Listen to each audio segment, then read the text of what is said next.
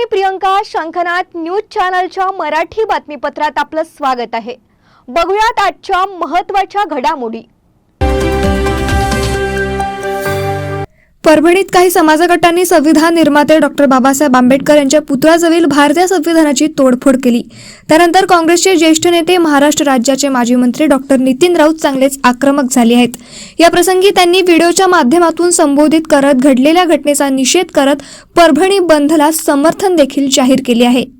परभणी येथील डॉक्टर बाबासाहेब आंबेडकर यांच्या पुतळ्यासमोरील संविधान शिल्पाची तोडफोड करण्यात आली.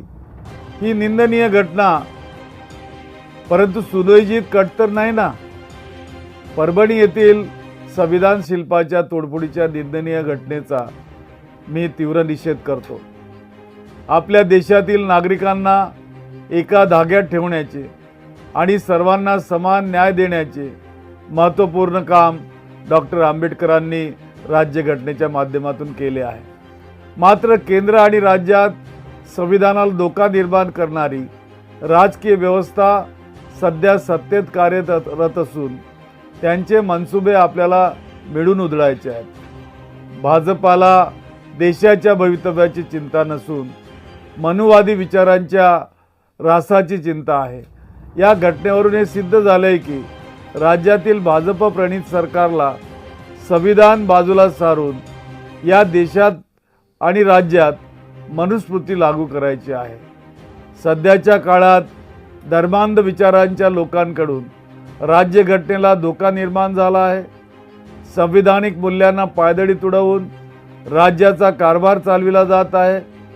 परभणी येथे मनुवाद्यांकडून संविधानाच्या शिल्पाची जी तोडफोड करण्यात आली, या प्रकरणी राज्य सरकारने सदर घटनेची तात्काळ दखल घ्यावी. या घटनेच्या आरोपीचा मास्टर माइंड कोण, हे दंगलीचे कृत्य षड्यंत्र रचून तर केले नाही ना, याचा सखोल तपास करून आरोपींवर कठोरात कठोर कारवाईची मागणी या प्रसंगी मी करतो. तसेच या घटनेच्या निषेधार्थ परभणी शहर आणि जिल्हा बंदला सुद्धा मी या ठिकाणी आपलं समर्थन जाहीर करतो. सामाजिक न्याय विभागाअंतर्गत राबविण्यात येणाऱ्या विविध योजना या भारतीय राज्यघटनेतील तरतुदीनुसार साकारलेल्या आहेत. राज्यातील दुर्बल तर जनवर्ग आणि विशेषतः अनुसूचित जाती जमाती यांचे विशेष काळजीपूर्वक शैक्षणिक व आर्थिक हित संवर्धन करील अशी हमी भारतीय संविधानाने दिलेली आहे.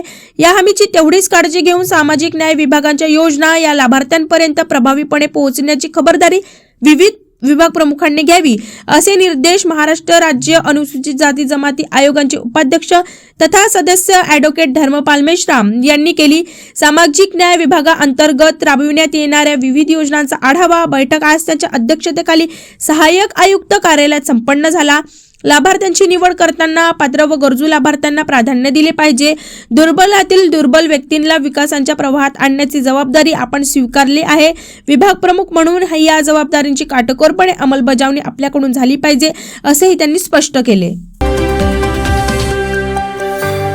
नागपूर हिवाळी अधिवेशन सुरू होण्यास आता फक्त 3 दिवस शिल्लक उरले आहेत. त्यामुळे विधान भवनाच्या व्यवस्थेची पाहणी करण्यासाठी काल विभागीय आयुक्त विजयालक्ष्मी बिदरी यांनी दौरा केला. दरम्यान जिल्हाधिकारी विपिन ईटनकर यांची देखील उपस्थिती होती. यावेळी विभागीय आयुक्तांनी विधान भवन, रवी भवन आणि हैदराबादी हाऊस येथील व्यवस्थांची पाहणी करून बसण्याच्या व्यवस्थेपासून तर इतर सर्व व्यवस्थांचा आढावा घेतला. उत्तर महाराष्ट्रात थंडीचा कडाका चांगलाच वाढला आहे. धुळे जिल्ह्यात थंडीचा पारा हात घसरत चालला आहे. आज थंडीचे तापमान 5 अंश सेल्सिअस झाले असून गेल्या 2 दिवसांपासून त्यांनी सर्वात निचाकीत तापमानाची नोंद धुळ्यात झाली आहे. त्यामुळे आता थंडीचा बचाव करण्यासाठी नागरिक उबदार कपडे घेण्यासाठी गर्दी करत आहेत. तसेच ठिकठिकाणी थंडीचा बचाव करण्यासाठी शेकोट्यांचा देखील आधार घेतला जात असल्याचे चित्र सध्या बघायला मिळत आहे. स्वेटरचा दरवर्षापेक्षा यावर्षी खूप मोठा प्रतिसाद आहे. थंडीचं तापमान जे ते यावर्षी 6 डिग्री सेल्सिअसपेक्षा कमी, त्या हिशोबाप्रमाणे खूप गर्दी चालली आहे. जॅकेट वगैरे खूप मोठ्या प्रमाणामध्ये खरेदी करतात लोक. लहान मुलांचे स्वेटर, मोठ्यांचे स्वेटर, सगळ्या गोष्टी काही खूप मोठ्या प्रमाणात खरेदी चालू आलेलं आहे. आणि थंडी इतकी वाढली आहे की आता स्वेटरची आवश्यकता भासते. आता आम्ही आमच्या मुलींसाठी स्वेटर घ्यायला या ठिकाणी आलेलो आहे. हे तिबेटियन लोक एकच भावामध्ये आपला स्वेटर देत असतात, म्हणून या ठिकाणी आपल्याला पाहताय तुम्ही की सर्व गर्दी आपल्याला दिसते. आणि थंडी आता 6 डिग्री सेल्सिअस तापमान असल्यामुळे आता स्वेटरची आवश्यकता भासते, म्हणून आम्ही या ठिकाणी स्वेटर घ्यायला आलेलो आहे. सोलापूर शहरात 2 ठिकाणी जलवाहिनीला गळती झाली आहेत. एकीकडे विजापूर रोडवरील होनमुर्गे फाट्याजवळ मुख्य जलवाहिनीचा व्हॉल्व निघाला. पाण्याचा प्रवाह अधिक असल्यामुळे दुरुस्ती होईपर्यंत तासभर 15 फुटांपर्यंत पाण्याचे फवारे उडत होते. यात 2 लाख लिटर पाणी वाया गेल्याचा अंदाज आहे. तर दुसरीकडे शहरातील रूपाभवानी मंदिर परिसरातील जलवाहिनी फुटली. याची दुरुस्ती गुरुवारी होणार असल्यामुळे रात्रभर लाखो लिटर पाणी वाया गेले आहे. त्यामुळे आज सोलापूर शहरात कमी दाबाने पाणी पुरवठा होणार असल्याची माहिती प्रशासनाने दिली आहे. ठाणे महानगरपालिकेतील काँग्रेस पक्षाचे माजी नगरसेवक मनोज शिंदे यांनी बुधवारी उपमुख्यमंत्री एकनाथ शिंदे यांच्या उपस्थितीत आपल्या असंख्य कार्यकर्त्यांच्या साथीने शिवसेनेमध्ये जाहीर प्रवेश केला. यावेळी उपमुख्यमंत्री शिंदे यांनी त्यांचे आणि त्यांच्या सर्व सहकाऱ्यांचे खांद्यावर दुपट्टा टाकून त्यांचे शिवसेनेमध्ये स्वागत केले. तसेच त्यांच्या भावी सामाजिक आणि राजकीय वाटचालीसाठी त्यांना शुभेच्छा दिल्या. नवी मुंबई कोपरखैरणे येथे इमारतीच्या बांधकामासाठी खोदण्यात आलेल्या खड्ड्यात पडून 9 वर्षांच्या मुलांचा मृत्यू झाल्याची दुर्दैवी घटना घडली आहे. कोपरखैरणे सेक्टर 5 मधील ही घटना असून अंकित ठनुगा असे मृत मुलांचे नाव आहे. दरम्यान पालिका शाळेच्या बाजूला सुरू असलेल्या बांधकाम साईटवर खणलेल्या खड्ड्यात पडून मृत्यू झाला असल्याची बाब समोर आली आहे. तर बांधकाम केलेल्या बाजूला कोणतीही कुंपण नसल्यामुळे खेड्यात असलेल्या मुलांचा नाहक बळी गेल्यानं परिसरात हळहळ व्यक्त करण्यात येत आहे. त्या ठिकाणी सिक्युरिटी पाहिजे, सेफ्टी पाहिजे, परंतु इथं त्यांनी सिक्युरिटी ठेवला नाही, सेफ्टी काय नाही. खड्डा खोदलेला आहे, शाळा बाजूला आहे, महानगरपालिकेची शाळा बाजूला आहे, मुलं इथं खेळत आहेत. परंतु बिल्डरानं कुठलीही रहिवाशांची बात त्याने ऐकली नाही, ना म्हणणं ऐकलं नाही, काही नाही.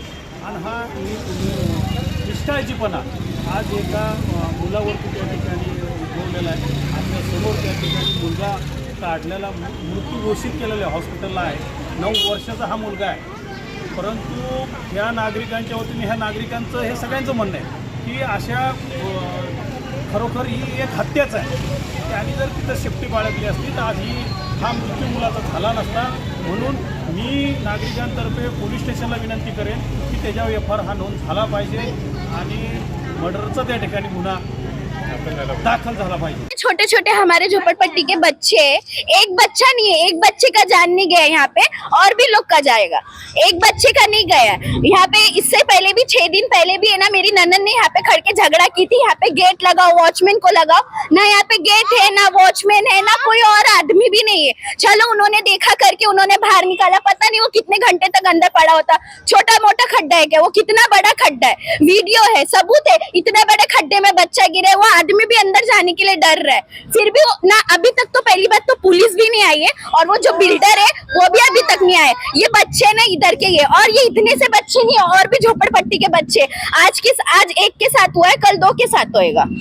काय प्रकार घडला, नक्की काय झालं? इथं बांधकाम चालू आहे. इथं एवढा मोठा खड्डा, डोक्या एवढा उंच, त्याच्यामध्ये पूर्ण पाणी आहे. आमच्या झोपडपट्टीचे मुलं खेळायला येतात, त्यांचे आई बाबा कामाला जातात. तिथं वॉचमॅन नाही ना, तिथं गेट लावलेला नाही ना, काय नाही. त्याला किती वेळा सांगलं पण ती लोक ऐकू शकत नाही. आज 2 घंट्यापासून इथं पब्लिक खात्री एक पोलीसवाला नाही ना आला ना, ती बिल्डर नाही आला. आज आमचा एक मुलगा तिथं गमला, तो दुसरा बी गमल. आमचं एवढंच म्हणणं आहे की त्यानं काम बंद करावं, नाही तर तिथं गेट लावून ठेवा. आमच्या मुलाची भरपाई करून त्या लोकांना द्यावं.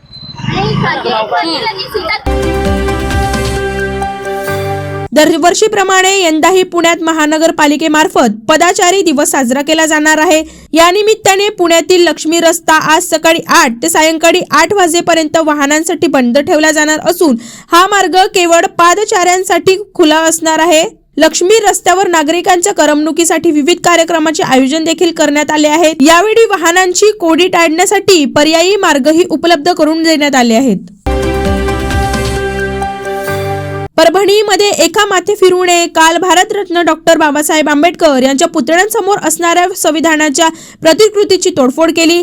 यामुळे संपूर्ण राज्यभरात आंबेडकरवादी अनुयायी आक्रमक झाले आहेत. नागपुरात देखील या घटनेची निषेधार्थ आंबेडकरवादी अनुयायांनी निदर्शने केली. ज्या जातीवादी विचारांच्या लोकांनी अशा पद्धतीचे हे कृत्य घडून आणले त्यांची चौकशी करून कठोर कारवाई करावी अशी मागणी यावेळी करण्यात आली. जय संविधान, जय भीम, जय संविधान, जय भीम. परम पूज्य आंबेडकरांचं जय हो. परम पूज्य आंबेडकरांचं जय हो. जब तक सूरज चांद रहेगा बाबा तेरा नाम रहेगा. जब तक सूरज चांद रहेगा भारतीय संविधानाचं जय हो. जय हो. तानाशाही नहीं चलेगी, नहीं चलेगी, नहीं चलेगी. तानाशाही नहीं चलेगी, नहीं चलेगी, नहीं चलेगी. गुंडागर्दी नहीं, गुंडागर्दी नहीं चलेगी, नहीं चलेगी, नहीं चलेगी. परभणीमध्ये जे मनुवादी विचाराचे लोक आहेत, जेव्हापासून बीजेपीची सरकार अतिरेकी करून इथं आलेली आहे तेव्हापासून मनुवाद्यांचे डोके वर झाले आहेत. एका बरोबर सत्ता बसायचीच आहे. आता त्यांनी मुख्यमंत्री जेव्हापासून हे केला तेव्हापासून त्यांनी असे जे मनुवादी जे विचारधारा आहेत त्यांना जे मानतात लोक, जे संविधानाचा विरोध करतात, डॉक्टर बाबासाहेब आंबेडकरांच्या यांना विसरत राहते पण फक्त निवडणुकीपर्यंत हे वापर करतात.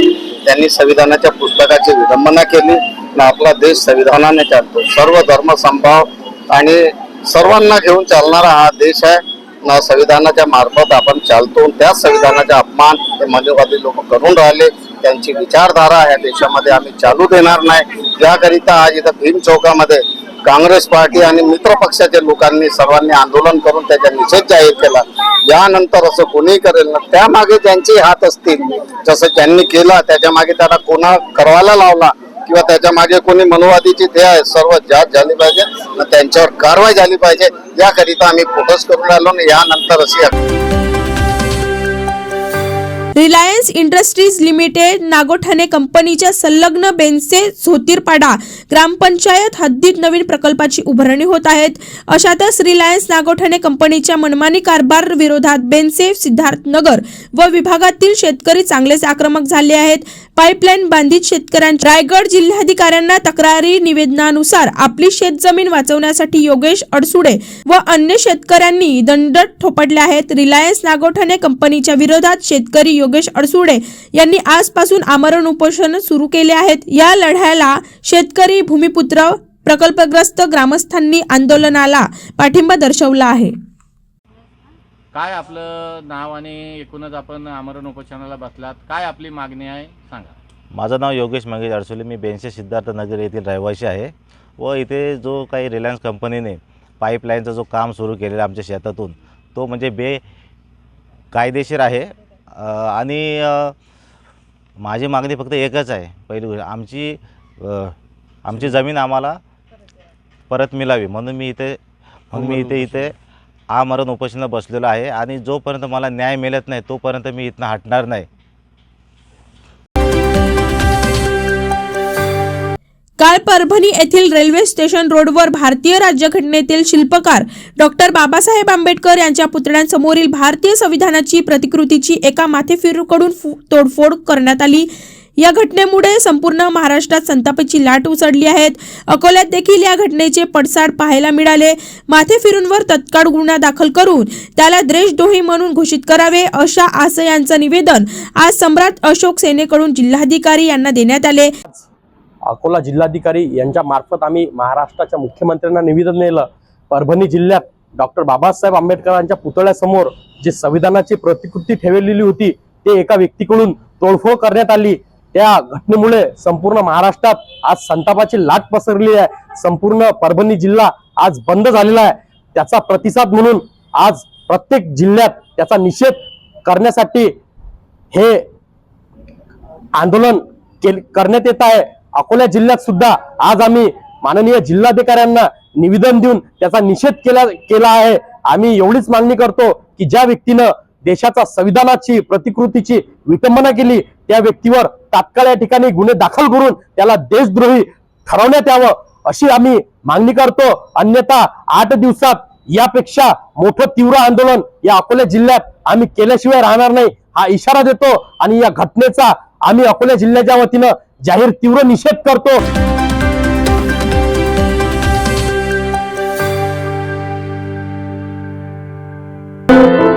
क्या हुआ बहू? माँ, पाइल्स की बहुत तकलीफ हो रही है। तो तुम गुदरोग सर्जन के पास क्यों नहीं गई?